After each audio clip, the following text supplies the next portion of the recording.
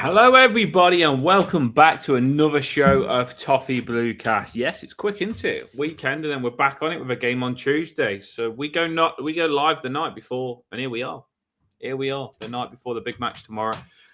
Pawsey, if you don't see him in the comments, he is going on holiday, but he did message me his lineup and his score prediction. So when it comes up the time, I will chuck them in. If I forget, make sure you remind me, people.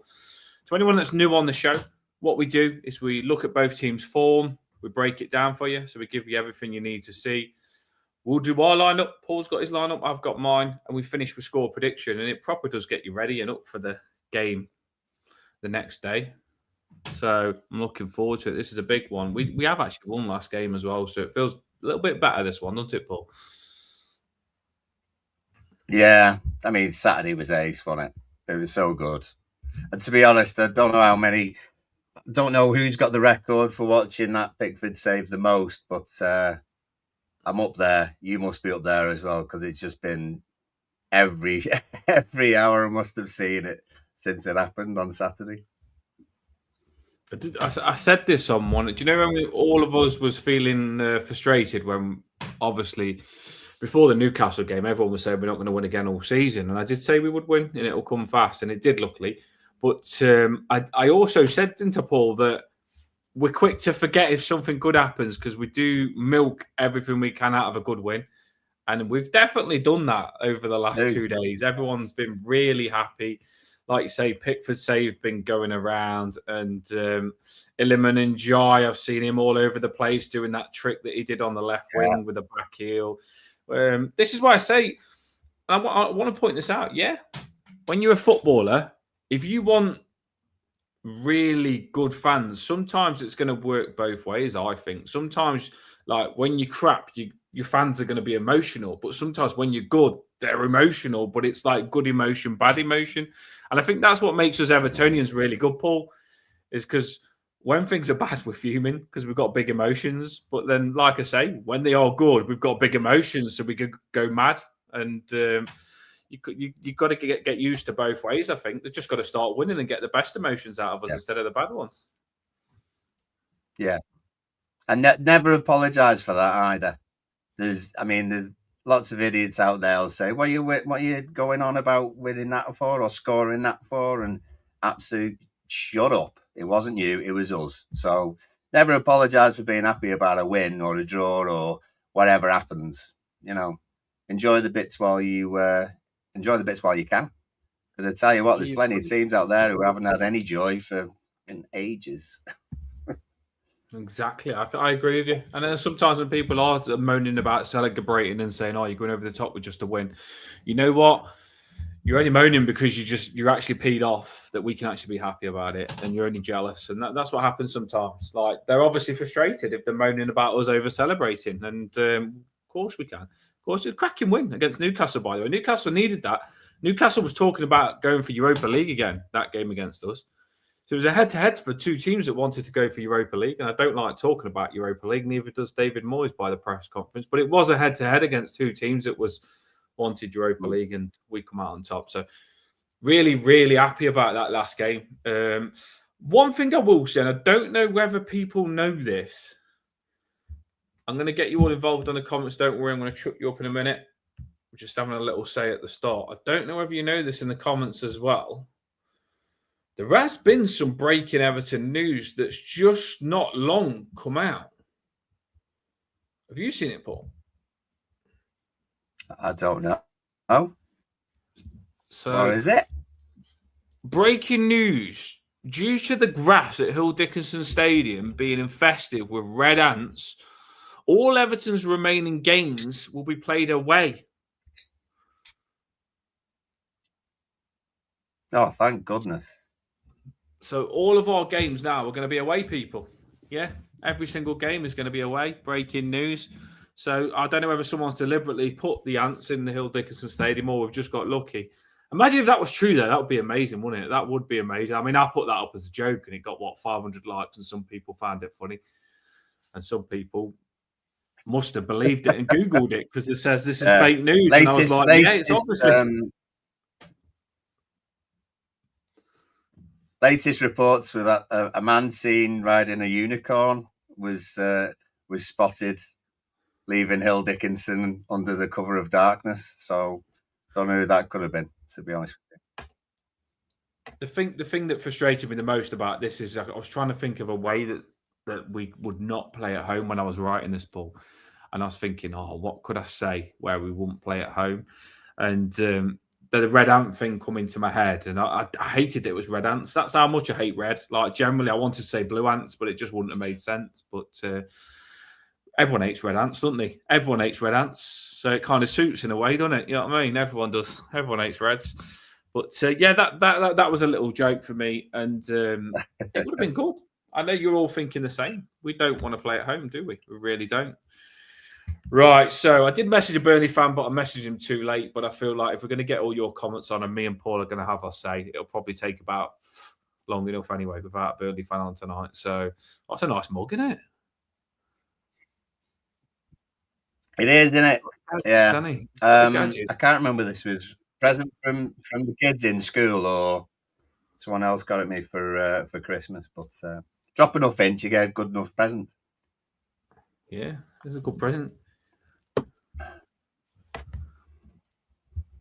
Well, I've got so not bad. Bottle of water from Aldi, but yeah, it's kind of maybe. Right, we could drop advertising on here. It's fine. Yeah, we'll get some Toffee Blue gas up soon. Yeah, I should have done Blue Ants, Danny. I should have done Blue Ants. You're right. Evening, Emma. Evening, Joseph Vickers. Hope you're doing well, mate. We just say we'll have you on sometime, Joseph, if you want as a guest. Someone we interact with on the Toffee Bluecast TikTok.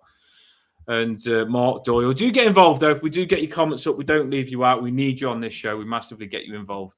Right, let's take a delve into this, though. So it's Everton at home against Burnley. Come on, then, Paul. Let's get a little bit of Burnley form up.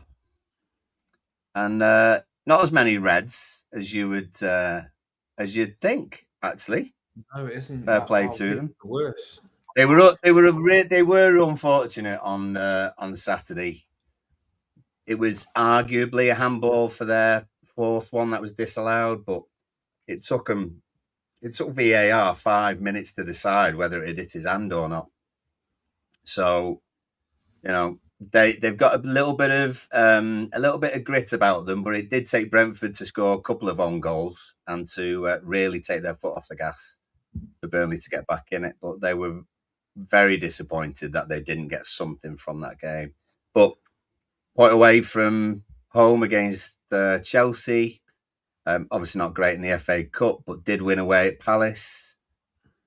Beat fairly comprehensively. It was only 2-0, but West Ham were decent on that day. Beat them, lost away, got hammered against Sunderland, but drew at home against Spurs and got a draw away against Liverpool. You're not sure what sort of Burnley side is going to turn up, but they are very susceptible at the back. So if they come up against the side who are prolific in front of goal, like Thiago for Brentford, then they'll struggle. If they play against the side who struggle in front of goal, then who knows?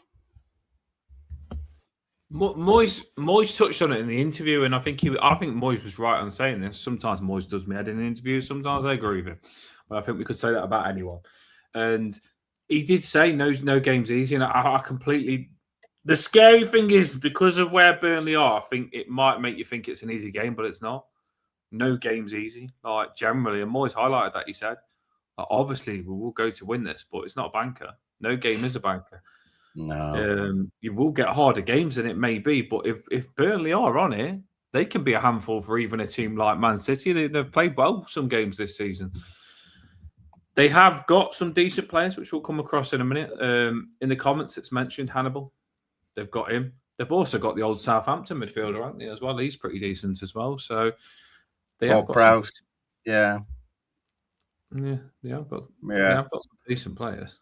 But if you sort of look at their best performances have come against sides in the top 6, you know, but then get battered against Sunderland, do get beat against Brentford, get beat against West Ham. So they're a strange bunch. sometimes, really. You don't know what you're going to get with Burnley. It often depends which way the wind is blowing. But out of what is, and that one there at the bottom, if I take that off a set, 2-2 at home against United. So in those 10 games, 4 defeats, 4 draws, 2 wins. It's not a million miles off what we've had ourselves in the past. That's not bad form, to be fair. It looks better for them than where they are in the table. We drew against them last time, didn't we? 0-0, yeah. And that honestly could have gone either way. Pickford made a few important saves, and they hit the post with the last kick of the game, pretty much. So it could have gone pretty bad for us. That was the game before we won away against Forest. So we're just inconsistent ourselves. So yeah, they're a mixed bag. Let's have a look at our form straight after that. So keep that in your head, what they've got, and let's have a look at ours just to show. See, it's not much different, is it? We've got a couple of reds in there. They've got a couple of reds in there. Well, the only difference there is that we won a game when they drew a game, but we still got the defeats against Brentford and Sunderland in the cup. I mean, it's a cup game, but Bournemouth a defeat, Man U a defeat, and the wins are kind of spread out between a couple of bad weeks and a couple of mediocre weeks.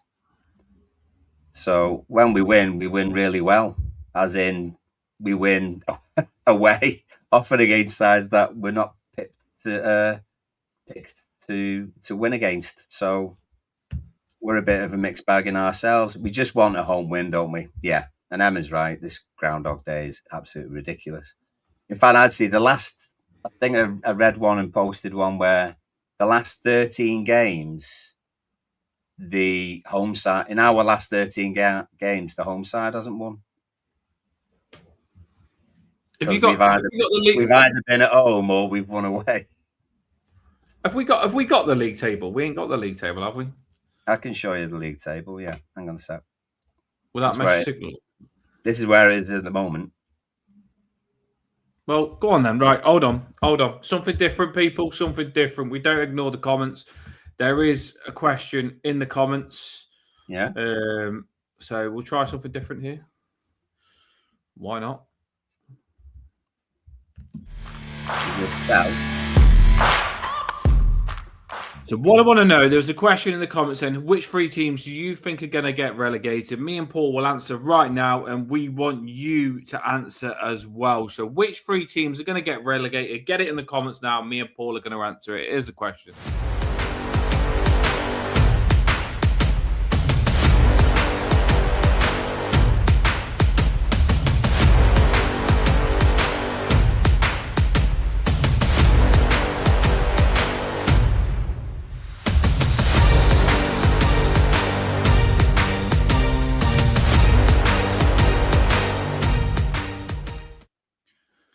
Give you a little bit of time to think about that because I did put it on you and we wasn't even ready for it. So, right, looking at that league table, Paul, I'll let you go first. I'll go first, and then we'll just quickly chuck a few comments on which 3 teams we're going to get, because we could do a whole show on it, but I just generally think it's a good little question. Who are you going for, Paul? 3 teams. Newcastle, Palace, and Leeds. Newcastle.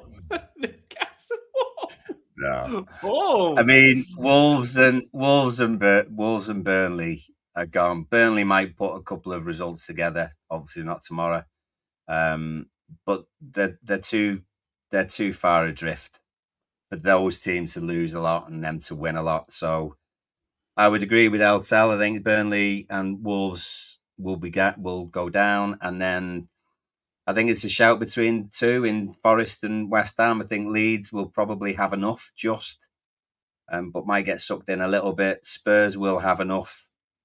But I think probably in the end, I actually think Forest might go. But it'd be tight. Yeah. Do you know what it's going to be? When you look at like West Ham, Nottingham Forest, Tottenham, Leeds, Crystal Palace ain't that good now. They've gone massively down. They'll have to lose the centre back as well, and they're getting a few injuries. Crystal Palace could come into that. I'm glad I'm not in it. Let's just say that, because that feels to me that there's some good players that are going to be in a relegation battle there. I would say Burnley and Wolves are probably gone. And do you know what? I don't know why, but I feel like it could be Crystal Palace or Nottingham Forest, but I don't know. That's my three. Wolves, Burnley, and I'll go for Crystal Palace. I don't even want that to happen, but I just generally watched them against Man U, and I thought, what are you doing? There's 1-0 up and completely bottled it. But yeah, there you go. What have we got in the comments, Paul? I'm just thinking with 10 games to go, because that's what it is. Everyone's played 28. There's 10 games left. I just can't see.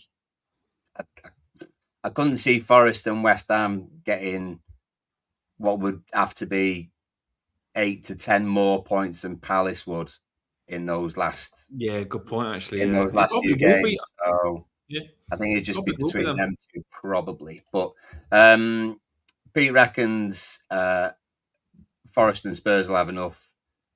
If Leeds get beat by Sunderland tomorrow, start looking over the shoulder. But he thinks West Ham will probably go. Emma goes for Wolves, Burnley, Forest. So does Eugene. Yeah, I'm a little bit like, I don't mind Spurs too much, to be honest, Liam, but I think it's probably unlikely. I think lots of fans like to see a big team go down. We had it a little bit, well, obviously a few times, but we've had it quite a lot where people would love to see us go down, to be honest. I think, do you know what? When you say Tottenham, I think it would feel like when Leicester went down with Tillemans and all those good players. Again, do you know where we stayed up and Leicester went down, surprisingly, with good players? I think it'd be like that with Tottenham, yeah. It'd be a Madison. If Spurs went down, it would feel a lot like when Newcastle went down with Shearer as manager, or Villa went down, or when Leeds went down the first time. You know, sort of 2000s. So there's some good players available. There'll be some good players available. I wish it was Newcastle, but it's definitely not going to be. Frosty reckons, West Ham will be the other one. If Spurs go, maybe get Richie back. Moyes go. Yeah, West Ham get rid of Moyes and West Ham go down. Doyle hopes Forest or Spurs, but it'd be West Ham. I've not actually looked at their fixtures, their running, but you can't always tell, really, can you? And a bit of a mixed bag. Yeah, Danny says Spurs fans think they're down already. I just think they'll have enough. I think if it comes to playing those two teams, I think they'll be all right. Not a lot of support for your Palace going down, I'm afraid. But yeah, most people are saying what we've said, and that would be Burnley and Wolves, and then one of either Forest or West Ham, maybe. Like I said, I don't want Palace to go down, by the way. I just watched the Man U Palace game when I seen that Warrington get injured coming off with ice packs. I seen another player have an ice pack. I thought they've lost the centre back, and I thought, oh my God, it's not going well for them, is it? But like you say, I always think there's more games left, and there really isn't. I can't believe there's only this many left. It still feels like we've got 20 games left. It feels like it's halfway through the season, but it's mad. That makes it more scary for us with this Europa League. But there you go. You asked it in the question. You said, which teams do you think are going down? And I couldn't have done you a better job then. I got everyone involved. Right, let's have a look at the head-to-heads then. Liam also points out a good thing that we actually played Spurs away last game of the season. So could be decided. We might be on telly if that happens. We send them down. Might be. We're safe as well. Head-to-heads, this is what we've had, 0-0 at Christmas. Previous 1-0 before that. In not last season, the season before, obviously, because they'd gone down. We had the 2-0 away win, 3-0 home win. You remember that? Oh God, do you remember us losing 3-2 away? I mean, that was a season and a half. That, but when we lost that, lots of people were really, really gutted and thinking that was it. We were really in the mire. Somehow we pulled it round. So there's been a couple of half decent results before that. We had remember when Dwight McNeil scored twice? Yeah, I remember what stays in mind is when we played them and literally was against them, and the two Burnley players that we had, Tarkowski and McNeil, I'm pretty sure one scored and one assisted. And that's exactly how the Burnley fan on our show said it was going to go, and it did. So that stays in my head. Yeah. Richie saying about that, you're free. I know. But then he came to us and did what he did, and that's history now. So there we go. So we've been all right. We've been all right, but we've not been dominant over a period of years, anyway.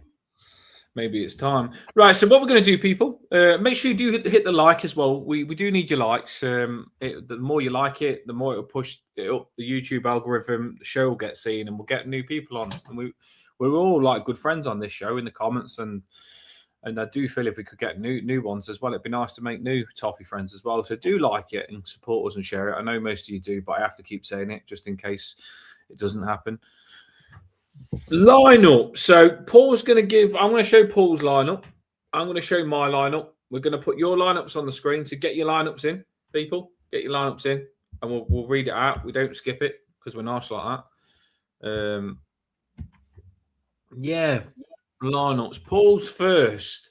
I got to say, Paul, normally when you give me your lineup, quite predictable. Didn't predict this one, to be fair.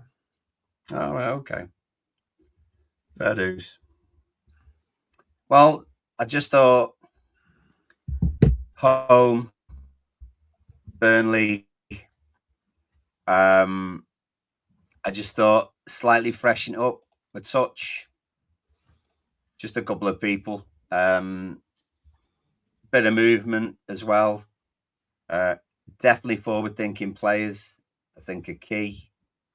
But keeping some people in their natural positions, I think, would be good. There might be some people who give James Garner shouts for being right back to try and create more against the Burnley side. I'd keep him in the middle. I think Armstrong deserves a full game. I'd like to see him alongside Garner. I'm not saying Garner played bad at all against Newcastle. I thought he was up there along with Ndiaye as well. Great combination. I just think that if you are going to, rotate a little bit and just sort of keep things fresh, then it could be one who would be on the bench. Let Armstrong start and then Garner come in afterwards. George, for me, has got to be a starter against Burnley at home. It's not where we'd be under the cosh like we would have expected in terms of Newcastle. He might well play McNeil again now because he played all right on Saturday, but it's a quick turnover. Do you know what I mean? It's literally they would have been in for recovery, say Sunday. They would have done training today, game tomorrow, bam, like that. So I would imagine I would like to see George get a start. The rest of the lads generally would keep those positions. The bit that sort of I wonder about, it comes from the press conference because Moyes was asked about team news and injuries and things like that. He'd already mentioned Alcaraz for the Newcastle game, and he's out for 3 or 4 weeks. Grealish, we know about. Everyone else seems to be fit, but he said, there's been a few things, but I'm not going to tell you, is what his words were. So it might be that a couple of people have maybe just not recovered in time for tomorrow. Oh, he said Seamus was out as well. He wasn't available for tomorrow. So it'd be interesting to see what happens. I think obviously Al Bobble, I actually like Al Bobble. I don't mind him, but he does tell the lineup just before the game sometimes. Like I say, I actually don't mind that. I don't really care. But some people, David Moyes especially, is like he don't want anyone knowing stuff from the inside and wants to keep everything a secret. He said that as soon as he come in, who's the leak and that's revealing this stuff, who's injured and what their lineups are. David Moyes says, and you can tell Moyes really doesn't want us to know stuff, and he doesn't. He likes to keep his cards close to his chest, which I understand both ends, I really do. But there's definitely, like you just said, Paul, someone's going to be injured that we don't know. Someone's going to be not available that we don't know here. Whether it's Mikalenko coming back too early, I don't know. I hope it's not him, to be fair, because I thought he played well as Brantwaite, Tuckernock, as Tarkowski. Moyes has got me nervous, basically, Because I believe from last game, someone's got a knock and might not play by what Moyes has said. Or he could just completely be mind gaming us, which I hope is true. But he didn't say, did he? He said something's gone on, but he's not telling us. So, fair enough. Fair enough. My lineup, the reason I said to you, Paul, I found your lineup unpredictable. Yeah. Did you know? Yeah. Which bit? Armstrong. No, the reason I said it's unpredictable is because mine is predictable. Oh no. Wow. I'm shocked. Yeah. I'm shocked. Yeah, that's the reason I said yours was unpredictable, because I felt like this was the one time that our lineups would be the same, because often you don't change much, do you, from David Moyes, and you do like to try and go what David Moyes is going to go for. And obviously, you on your lineup, you've dropped Gonagay, which is a bit different, and you brought George in for McNeil, which is a bit different. Yeah. I played the exact lineup that everyone was fuming about last game, and the reason I've done this lineup is because, do you know what? I think McNeil was good against Burnley, and he did defend well last game, and he did have a good game, and I feel like he could be good against Burnley. I really do think he could. So he did play well last time against Burnley, and he has got a decent cross on Beto's head, hasn't he? Let's face it. It just worked. David Moyes spoke in the press saying he's trying to get because we all know Ndiaye and Grealish was a perfect combination of wingers. Since Grealish has been injured, we've tried Dibbling. I know people will say we haven't, but we have. He did get a few games. We've tried George, who's just getting used to it, and maybe McNeil is the reliable that's working with Ndiaye. I don't know, but I've gone McNeil. I might regret it if he plays crap again, because he did fume me the game before last game that he played. But McNeil, Gonagay, I did not want to play him last game, but when he played a little bit better. So that's the reason he's in Paul. And I'm still on the Emma train. I don't think the combination massively works. I really do want to put Merlin Roll or Armstrong in that position, or drop Dewsbury Hall deep. But all I care about is beating Burnley. If Gonagay can just put one of his super interception games on where his stats are incredible, I'll take it for this game. I just want to win. I really want this game bad. I'm not even going to say I want to win because of Europa League. I just want to, like David Moyes says, I just want to win the games, put back-to-back wins together, and to break the home curse more than anything. I want this game so bloody bad. I really do. I'm not even if we're in Europa League, I'm not talking about it. Even though I've just said the word, I just generally want to win, just because I think that this is a big game for us. But that's my lineup. That is my lineup, Paul. No change. That's fair. But it was decent. On another day, like you say, there's probably what I might well have done. I think I would have done that thing, but would have had Ndiaye on the right-hand side, McNeil on the left. I can understand why you'd go the other way, but yeah, that would it's still a good lineup. I mean, it's interesting as well. That we both went for Beto. You know, because Beto had to start for Newcastle, but before that he wasn't starting. So I thought that was arguably, well, certainly his best game this season. I think possibly for a good year, it was his best game. I think on Saturday. Well, so you know what? Hopefully he can do the same again. Well, as we like Beto was, Charlie, this is for you after the game, after Beto scored. This is for you, Alcaraz, Charlie Alcaraz. So we all know that Beto basically broke Charlie Alcaraz's leg in training. So I'm thinking, you know what? He's probably feeling guilty. He's going to play really well because he broke Alcaraz's leg. So I'm putting him in, Paul, thinking, do it for us. We don't like that is a joke from me, by the way. So don't start putting that in the papers. But interesting to know what happened. I'd be interested to know what actually happened to Alcaraz. Yeah, I probably will. I've started clipping stuff now, actually. But I would be interested to see what happened to Alcaraz. I've got a feeling it was Beto after him saying that. Or was Beto just saying this was for you, Charlie, because you're injured? Because obviously Charlie Alcaraz, he knows him and Charlie Alcaraz was on the bench, and they're probably good friends on the bench thinking, we really want a chance. And Moyes said Charlie Elcrest was going to get his chance and got injured, and Beto probably knows how that feels because he's been on the bench a lot. So it could be two ways. It could be either Beto's broke his leg in training, or that Beto's been his best mate on the bench and they're both just really keen to prove themselves. I'll let you decide. No, true enough. There's, I tell you what, I'll show you. What do you want to do first? Shall I show you their lineup alongside ours, or we're going to look at people's lineups first? What do you want first? We'll do theirs first, and then we'll do lineups, because I just feel that we haven't looked at their players yet. So we'll look at their players, because it will show us what we're coming up against, won't it? So yeah, we'll look at their players as well here. That's the good thing. They ain't bad, you know. Do you know where you said they got Ward-Prowse? I wasn't on about him. It was Fleming. He used to play for Southampton as well, didn't he? Right. I think. Yeah.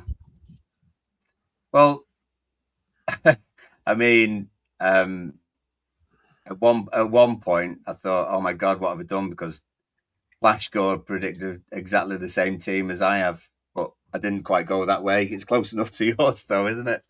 So I don't know whether you and Flashcore know something that I don't. That's exactly the same as mine, actually. It's exactly the same. It is. You go swap me kneeling and die over it. They just couldn't. Basically, they just couldn't be bothered, Paul. They've gone the same as last game. I think they couldn't be bothered. But I think they got a couple of sort of nippy lads. Really, that's not exactly the team that they had at the weekend either. So I know they've got a couple of sort of decent dribblers and stuff, but they're generally just not, or haven't been, clinical enough. That's their thing, really. Just sort of to go along with it, these are the injuries at the moment. There you go. So they're missing a few people. Edwards and what's that? Swansea are questionable, but then obviously they've got a few people out and have been for a while. I don't know how prominent. Well, yeah. Yeah. Oh, Redian's doing all right, by the way. Redian will be fuming, he would be fuming, yeah. So I don't know how prominent those lads were in the Burnley side, to be fair, but it's, I mean, it's manageable, isn't it? Well, do you know what though? Like, I'm not being negative. I want to focus, Paul. I don't want to be negative. I'm not like I do. I really want us to win this game. I do believe we can. I'm not going to score yet, but I do believe we can do well. So by me complimenting Burnley, it's not me being scared, but I'm just like pointing out the obvious. What's his name? The left centre back, Esteve. Yeah, we was linked to him, so we really wanted to sign him. He had a good reputation. He smashed it in the Championship, and Everton was massively linked to getting him. Moyes really wanted him, so he's good. Also, 2 years ago, I think we was linked to Worrell as well. He's not a bad centre back either. They're both pretty decent and pretty big. The Chelsea centre mid as well. We was linked to him as well. He's a decent centre mid as well. I'm not sure if he's loan or signed, but he's decent. Walker, we all know he's experienced on the right, so that's a Man City winger there. So he's not that bad. Prash, you're going to have to watch him on free kicks and stuff like that. I think if they do start Prash, you don't want to be giving free kicks or shots on the box. That's something to worry about as well. And that Anthony, if you remember, Paul, he played for Bournemouth and he scored against us when they smashed us up once. So that's stuff to probably look out for and remember. We've got to be careful. This isn't no walk in the park. We've got to keep our eyes on everything and take this seriously because they're not easy, I don't think. They've got a bit of experience, haven't they, as well there. And even Hannibal as well, he's decent, isn't he? A Man United kid on the rise. Well, ex-Man United. Yeah, there's no, well, as we said before, there's no easy games and all that. And they'll be out to try and get something from the game. They'll see it as an opportunity to get at least a draw. But we just got to move the ball quick enough. I think when we're really slow and too methodical and, you know, try and put crosses in from 30 yards out, then they're going to defend that. We need to be able to break those lines and even get to the byline and cross it back in for anyone who's running in. And I think that's why Ndiaye on the right-hand side would be a good one. I'd keep him away from Walker, not because Walker's absolutely amazing, but I do think he's probably one of their better defenders. But do you know on my lineup, Paul? The reason I did put McNeil on the right was deliberate because I thought Njai last game was on the left and he plays better on the left, and I don't even know why. And I actually thought McNeil played better cutting in with his left foot as well. I thought that worked really well because sometimes I was looking and I was thinking when Njai played on the left, it forces him to come into the 10 position more. And he's both footed, I think, so I don't understand it. But we all know, and if you think of Njai's best football for us last season and at the start of this, it was on that side. And obviously Grealish coming in took that position. But I think Njai's better on the left. But he can play both, I get it. But I think McNeil cutting in is better as well because he'll curl it towards goal on the crosses.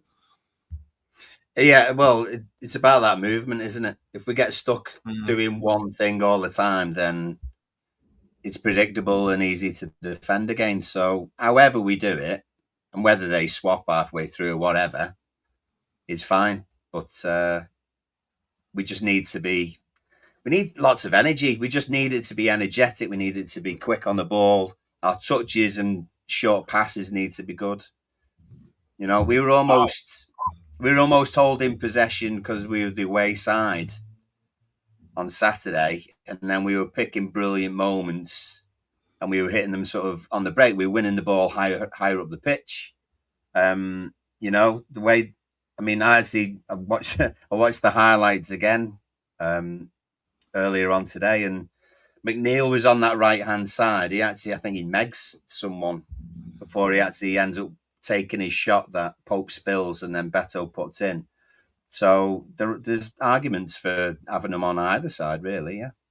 That's why I said Paul McNeil on the right-hand side, because he like you've just said, he cut in and shot with his left foot, and it forces him to have a little shot where if he was on his left side on his left foot, when you have those shots, you often don't shoot, do you? You cross it in instead. I think it makes you want to shoot more. You know what it's like if you're a left footer, Paul, coming in from that right hand side, you want to curl it in top left bins, don't you? And it's a good side to cut in. It is, yeah. Worrell and Estevia are really big lads. I don't mind Barry playing because I'm actually liking Barry and Beto. So Barry, if you listen to this, don't think I don't want you to play because I do. I don't mind who I get. Whoever plays, I just think, oh, come on, then have a good game. That's how I am about both of you. But I do want Beto. I think with these big centre backs, they might ruffle Barry up a little bit at the start. So I do want Beto to start, Paul, just to give him a bit of frigging smashing up, just to knock things down. And this formation, press it. As you said earlier on, Paul, attack it. Yeah. Because if you let the wing backs push on, it's very effective. This is, but if you do actually press it with the three at the back, you know you can turn the ball over pretty good in good positions, and I think that's the best thing to do with this formation. It's just as soon as the goalkeeper, because they'll look to pass it out into the centre back's feet, and I think if you jump on that and make those centre backs nervy, you can get a goal just through mistakes. Yeah, agreed. And we I mean, it's going back a few years now, but we were at Burnley game where we did press high and we got the goal early, yeah. Managed to get a block on the keeper, so absolutely. Press the goalkeeper. So it's definitely the way to go, I think. Definitely the way to go. Yeah. It's a very good point. Press that goalkeeper, because I was thinking that in my head, Paul, but I was thinking, have they changed goalkeeper since? But they haven't. It was the same goalkeeper. And I remember when we watched them against Burnley that game, literally, it is the same one. He's really good at making saves, but pressing with his feet. We did it a couple of times, and it looked effective when we played them that game. And I think we should do it again. Press them. What lineups have we got then in the comments? And then score predictions to finish the show, people. Indeed, yeah, we got lots and lots. So yeah, let me just get before, and I know he said he'll rewatch this. So Pawsey, he's on holiday. I didn't ask him where he's going, actually. Should have asked, and I've been nosy. But he's on holiday, so that's why Pawsey isn't on the show tonight. And it's not the same about him, because he's an absolute legend, our Pawsey.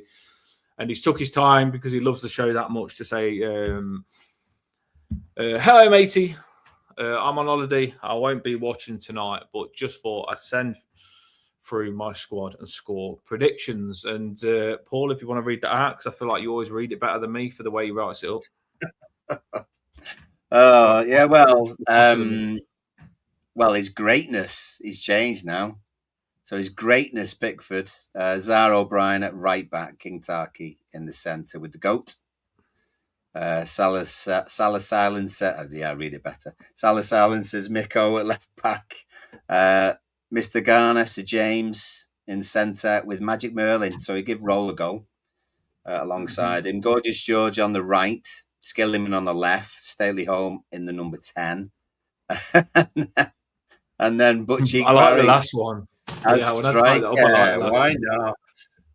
Absolutely. It did make me laugh when he said butt cheek Barry on the last one. But Pawsey did say he's going to watch this back as well. So there you go, Pawsey. And I have got his score prediction as well. Just remind me to do a score prediction. But yes, Pawsey, there's Pawsey's lineup. What have we got then, Paul? We've got a few. So while I'm going through these, if anyone has not put theirs in yet and you still want to, I'll catch you at the end of this little run. But we have got a few. So Frosty's in. He's gone Garner at right back. We were talking about that, weren't we? So Garner at right back, Branthwaite and O'Brien as your 2. Mikolenko left. Merlin and KDH and Garner Gay. I presume that's, let's see. Interesting. Whether it's roll and then roll first and then them 2. Either way. He's got Endai and George left and right, and then Beto up front.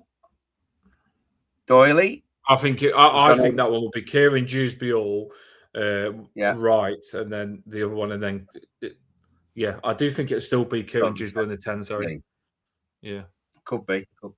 Doyley's gone O'Brien right back, Tarks and Branthwaite is your middle 2. Mikolenko on your left, Garner in the middle, KDH as what looks like. Hang on a second. How many have we got here? 1, 2, 3, 4, 5, 6, 7, 8.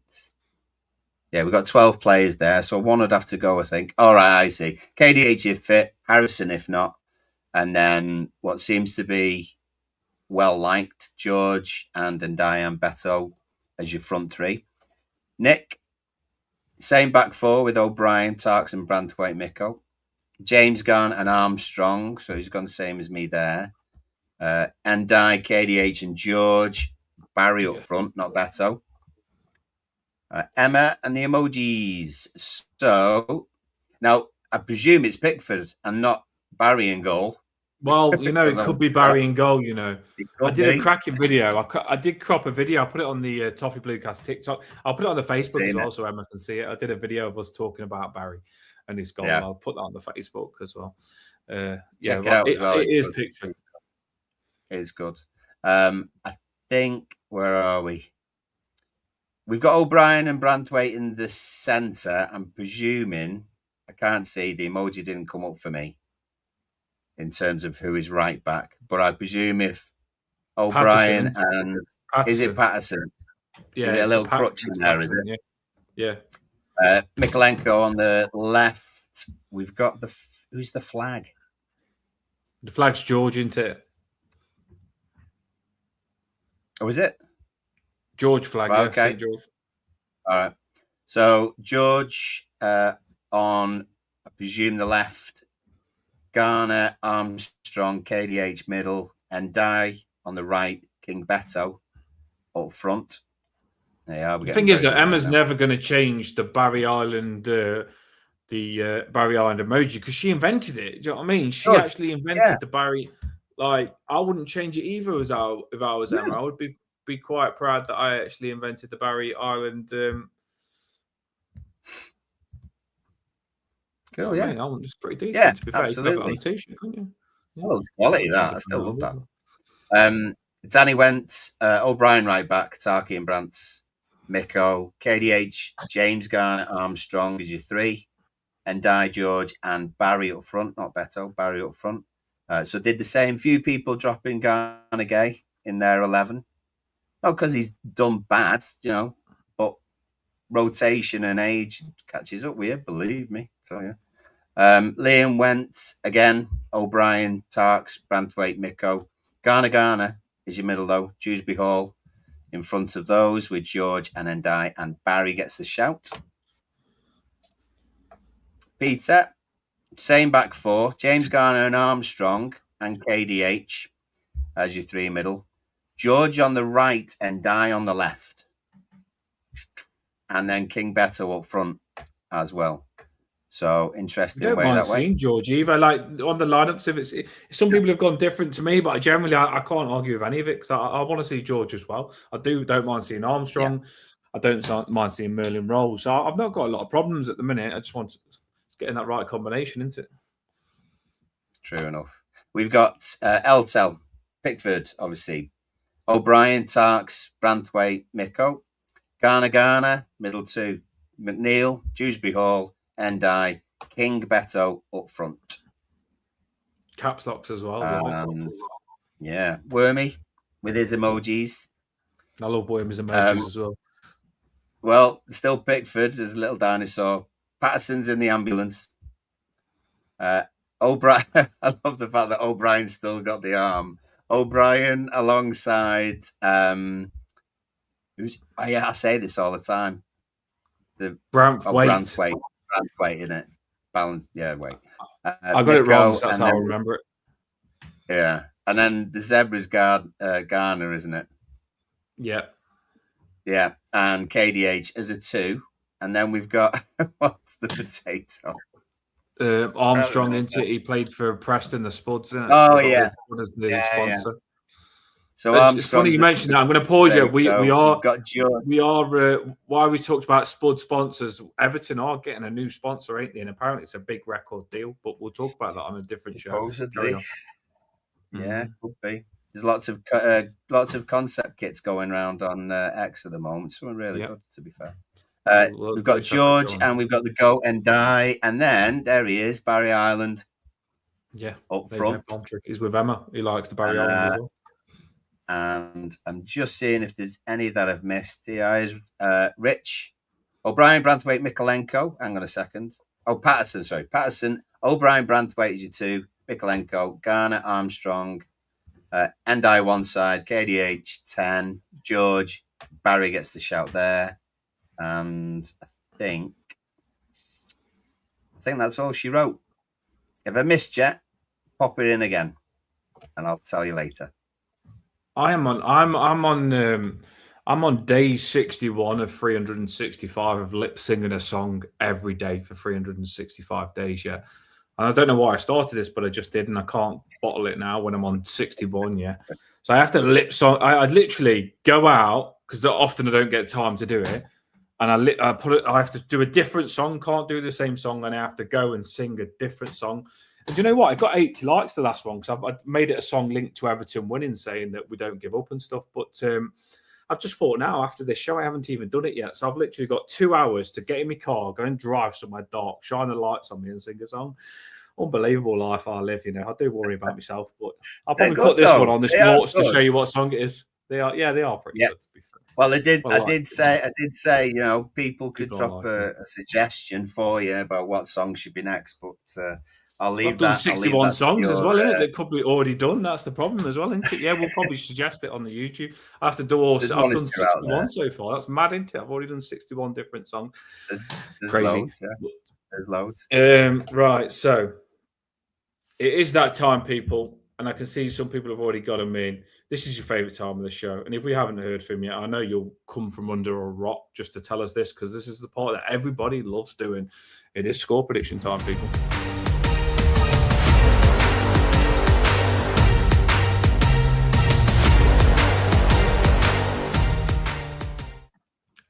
Did anyone? I'm just going to say they didn't. I don't think no one got score prediction right last time with 3-2 because there was a lot of 1-1s, and I don't think anyone went 3-2. Could be wrong there. Let us know if I was wrong, but I don't think anyone actually got 3-2 right. Did anyone do us to win 3-2? I don't think they did. You had a win, didn't you? What did you say? You say 2-1? I said 2-1. Yeah, I did say 2-1, but we went way above mine. I normally would go 3-2 if I think it's a nice scoring game. So yeah, I probably should have. I didn't want to concede that many, Paul, so I stuck with 2-1. Yeah. Right, so I might crop this up as well. Yeah. So let's say it nice and fast, Paul. What we're going to do, and I'll probably crop it up and put it on the Toffee Bluecast TikTok.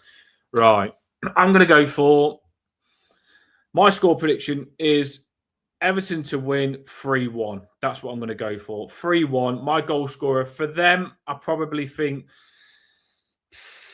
Ward-Prowse. The goal scorers for us, I'm going to go for, I think Beto will score again. I think he might start, you know. Kieran Dewsbury-Hall, I think he's on it a little bit now.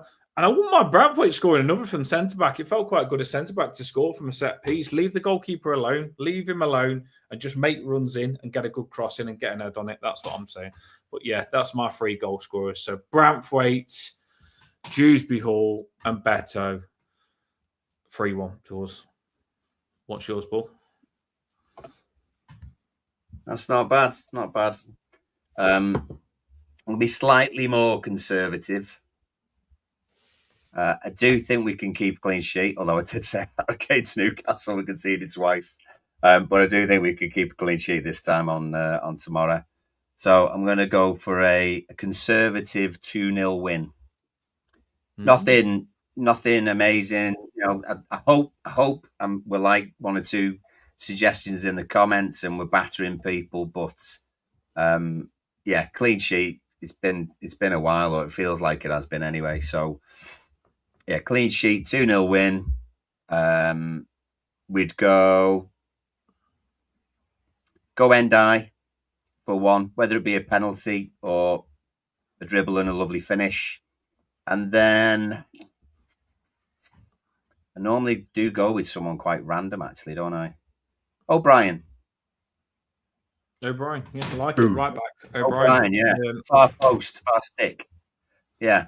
So Endai, O'Brien, 2-0. Job's a good one. Move on.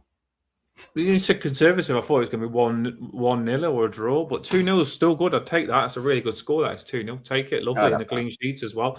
Be happy with that. So that's mine and Paul's score prediction. What is yours? What is yours? If you haven't got it in the comments, get it in now, because we are coming to the end of the show, people. But we're going to jump on it now. We don't miss you out. We try and get everyone on the show. It makes the show longer. But generally, we come on to speak to you and have a conversation with you, so we won't miss you out. What have we got, Paul? No. Lots. I'm interested to see how positive people are. If we do get to the point where you've not seen yours, put it in again at the end and I'll show it in. And some people have put theirs and then a little bit down, because we do get tons and tons. They've then put their goal scorers, so it might not be in the best order, but you'll get the gist. So Eltel straight away, 4-1 win. And Liam's gone 5-0 win. So 5-0. Liam's loving it. He was like, he was fuming. This is what I said to us. We are so emotional. When we're crap, we're fuming, and when we're good, we're just on cloud 9. And that's Liam, because Liam after the show was like, "I'm really sorry I was miserable." And I was like, "No, just be yourself. If you come on and fake, I don't want you on the show, mate. I want you to be yourself, because I love who you are, Liam." So we were getting relegated in the pre-match. Yeah, I like it. I can't knock it. I hope it is 5-0. It'll be fantastic. Absolutely. Eltel said it would be Beto brace, 18 minutes, assist by KDH. Endai assist, 39 minutes, 2-0 half time. Like it. Endai on 44. Garner assist, 3-0. 4-0. Barry on for Beto, 78 minutes assist. The assist is Narby doesn't know. He doesn't care who scores. Doesn't care how he scores. It's just every goal is a goal. So, well, use any part of your body. Be creative. Pete reckons it'll be 2-1 for us. Beto will get both. I mean, a brace would be good for one of them, wouldn't it? It would be good. Frosty says, "Don't ask me. I never get the score right, so I'll say 1-1." But in his heart, he says 3-0. That's what he really means. I did say that one time, mate. Got KDH and McSlug as Rod, but still 2-0. Neil could play ball this game, yeah. Emma might have put. Yeah, I'm not sure whether that's a goal scorer prediction of Armstrong twice and maybe either Pickford or Barry. That's you know what? That's Armstrong. That's Armstrong. And either Pickford or Barry, which I'm presuming it's Pickford and Armstrong, but it could be Barry with his arse. It could be all. I like it. Danny went 3-1, same as you. Barry, Endai, and George. Yes, me and Danny on the same score. Nick joins the 2-0 club. Endai on the 22nd. KDH just passed the hour. See, Very that's specific comfortable, on that, Nick. isn't I it? like it. That's Yeah, comfortable. I like that. Rich 4-0. Happy with that. Yes. I mean, I like that, Rich. there's a lot of confidence here, which makes me a little bit nervous. But I'm scared, yeah. time, I am West scared Egg of this says, game. not confident at all. 1-0. 1-0 to us, Skillyman. I take it. It's fine. It's fine. They need it so bad as well, don't they? As she said, well, they do. They really do. And they've done better away from home as well recently. And we've been there as well. I know. We've been there. Like when you think of when we went to that Burnley game, Paul, where we won 1-0 and we thought was going to get everyone fit, starting to think we're going to get relegated. You just at the game and you're thinking, you know what? We just need something to try and spark us up on staying up. And that's what Burnley are thinking now. They're in those shoes. We've been in those shoes. So we know they're going to... But sometimes it can work the other way around. Like they're scared, isn't it? They're not confident. They've got a lot to like. They're worried. So the players, they're not free flowing football. So it could work in our advantage. To be fair, that's why I said to Paul, just jump on them straight away. As long as we're not overconfident ourselves, you know what I mean? Exactly, like think it's going to be a walk in the park because we've played like that and it's bit us in the arse a few times against teams who are in the bottom sort of 5 teams. Doyley said Beto, Endai, and Garner Gay. Why not? Eugene. Boom. Barry Hatch. One more than me. Endai. Good luck. You know what, Eugene? This might be the one. It might be the one. It could be, yeah, hopefully. Yeah. Elsel just telling us he went for 2-1. So did Ganymede as well, 2-1. Strengthens in, 3-1. Sounds nice. Also said George gets his first. That'd be nice. They weren't Emma's goal scorers. Emma's goal scorers are KDH, Beto, and Jimmy Garner, or the Gardner. And Ganymede's 2-1 is a Skilly Pen and KDH as well. I'm just seeing if there are any others. Strengthens goal scorers with George, KDH, and Beto as well. Liam's feeling confident now. Feeling confident. I like it. I really don't. Do you know what? I am like. I feel like we've built Liam up. We've dragged him out of feeling like crap, and we've got him feeling so good. And it could just be for 2 days if we don't play well against Burnley. So, no, please, Everton, keep Liam and me and Paul and everyone else happy. We like feeling like this. We really do. Dan, are you saying we are the most bipolar? Bipolar. Yes, we all are. We are. Absolute switch. We do. Yeah. And I've actually remembered Mr. Pawsey is this is his score prediction, Paul. Yes, do it. He said for weeks we'll click it on and batter someone, and I think this is the game. 6, and not just 6, but 6-0. Endai hat-trick, George, Garner, and the compulsory, obligatory Pickford penalty. And absolutely, why not? Just like FIFA, when you're battering someone, then you get your goalkeeper take the penalty at the end. Why not? 6-0 sounds happy, joy. Well, do you know, like they're most of the? I think that's it. I think that's most of the ones. Normally, like when we put these comments on the screen, like when on our banners that we can put up, like a blue banner, we get 200 letters. I think it is 200 letters. So I went to write Paul's lineup in the banner, and his lineup with all those posh names is over 200 letters. And I thought, oh my god, no chance. I'll have to type. No I had to type it up. I had to put myself out and type it up. Yeah. Or copy and paste it into my notepad, which was more complicated than just uploading it on the show's little banner thing. And then I thought to myself, you know what, Paul? His actual score prediction will be less than 200. It wasn't, was it? Because when I just showed it, that was his score prediction as well with his writing. So no, he's especially with all the goal scorers he's got, Paulsy. Yeah, love it. I know.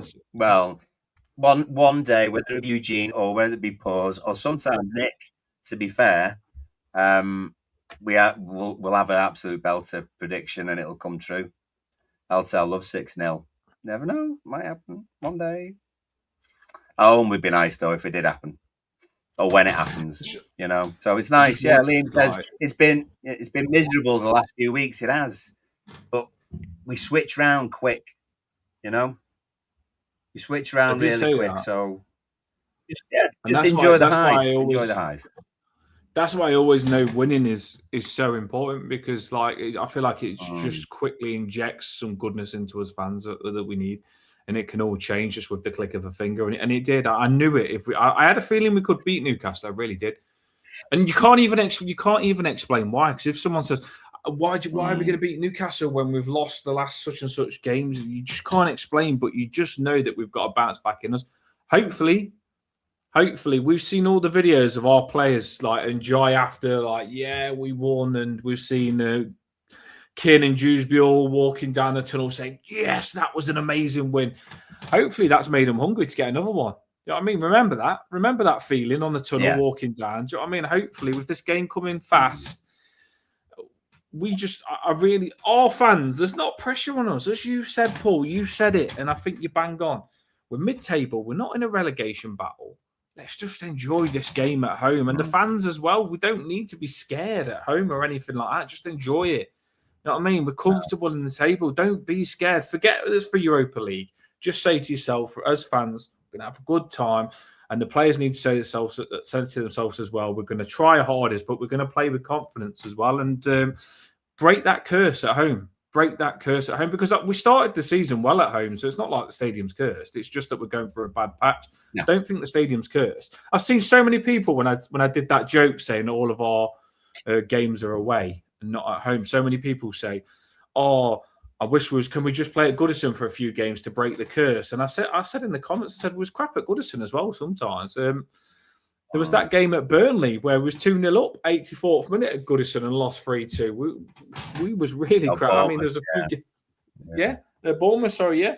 And there was that game that you went to as well, Paul, that they lost, but luckily we played well in the derby. Do you know what I mean? You thought you was going to have an awful game as your last game at Goodison, but lucky you got another one in. Yeah? Amazing. That was Brighton, wasn't it? Was it Brighton? Oh, yeah. Well, that was at the start, but yeah. There was lots of. So we was crap at Goodison Park as well. Sometimes people. So there was a reason. There was a reason that we were battling relegation for almost every season for a good 4-year spell. So we couldn't have been absolutely amazing at home, could we, for a full season? Just enjoy it. And Vin says that we won a game at home this year. I don't think we have yet, but that's us though, isn't it? Sometimes when teams come towards us with an amazing record and think that we're going to get battered, sometimes we turn it around. We haven't won a game this year, this calendar year, at home. Let's see what happens next. Yeah, we'll break it. As long as we start doing so. Luckily, our away form's been incredible, hasn't it? Hopefully, we do break the curse, though. Got to get behind it. Right, tomorrow night, Everton are playing. We'll be live straight after the game, as we always are. There's been loads of people with their lineups, loads of people with a score prediction. We do appreciate you. We do want the channel to grow, though, so keep supporting us and pushing us, because we want to see what we can do with this and push it and get some good guests on in the future. The bigger the show is, the more enticing it will be to get some incredible guests on. People, that is the end of the show. It's been cracking having you on. Liam's proper happy. I'm happy. Paul's happy. Emma's happy. Let's just break that curse at home now. You know what I mean? That'd be a good start, though, wouldn't it? Because I feel like we've won against them. We're back. I'm not going to say where we're back. We're back around a nice place in the table. And if we go and win at home and break that frigging little thingy, then we'll be sorted. Let's do that and see what we can do this season. Up the top is everyone. End of the show. See you all tomorrow after the game. I wish it was tonight now so we can just get it over and done with. But we need to break this curse, don't we? Yeah, and we'll enjoy the game, everybody. And we'll see you tomorrow night. Enjoy it.